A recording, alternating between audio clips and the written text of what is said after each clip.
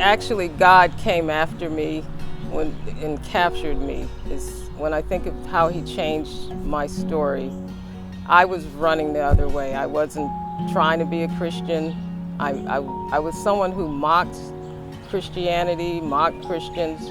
The culture at that time was very turbulent. It was the Vietnam War. It was civil rights movement. It was Malcolm X.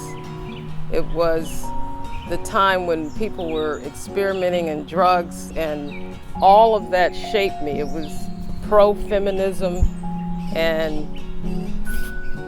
the flower child and, free love, hate war, and all of that I embraced and kind of made my own religion. I would go in the middle of the woods and meditate on the trees and the birds, and I would, that's how I could find God. I would worship toward the sun in the morning doing yoga. I would, talk about coming back as a mountain because I believed in reincarnation. And the whole time I was searching and trying to find God and trying to make myself feel like I was one with God. My favorite thing to say was, I believe that there was a man who walked the earth named Jesus, but you don't have to go through him to get to God. And that was how I believed. I thought I was a Christian because I believed there was a Jesus. One of my boyfriends became a Christian, and this happened to be the only person that I trusted. So I pretended to be a Christian. I pretended to read the Bible. I basically lied and said I was reading the Bible. I was deceitful, a liar. I was promiscuous.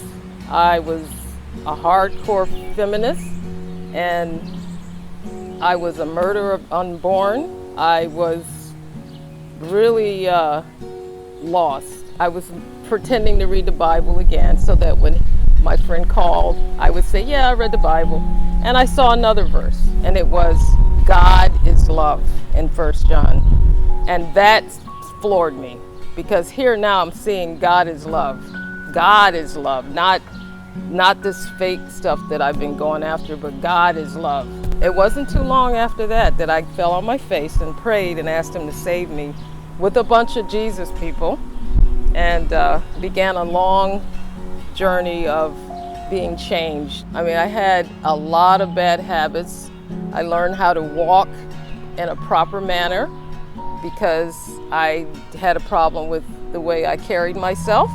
I learned how to speak without cursing. I got rid of all the marijuana under my mattress. 7 years after God called me and captured me, I was in an abusive marriage for over 16 years, but for 9 years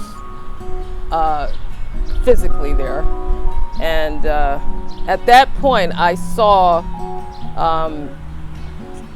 the sin inside of me that I had never seen, where I became bitter and angry at God, like, why are you letting this happen to me? I'm a good Christian now. I became so depressed that suicide was like a comfort to me.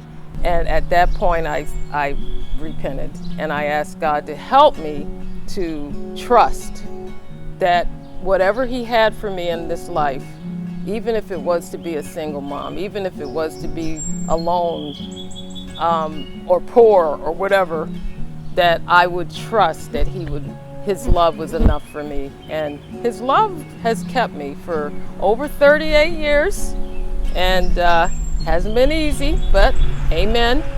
I'm really glad that God captured me. I'm glad that he found me, and he keeps changing my story, and he's a faithful husband. That was on point.